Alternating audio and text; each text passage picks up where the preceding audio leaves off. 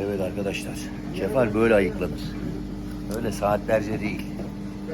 Gel kardeşim yakın çek. Bak buraya bir vurursun. Böyle kol ayıklamaya falan gerek yok. Bak şöyle açarsın.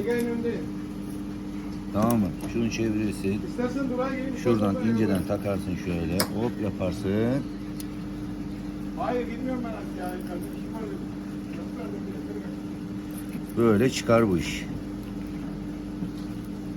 Biz süreyle yarışıyoruz. Süreyle. Bu kadar. Şöyle kanını da alırsın. Mis gibi olur. Tanıştırayım sizi. Topan kefalinin havyarı. Değil mi Keremcim? Evet. Afiyet olsun kardeşim. Aha yiyor, arı yiyor.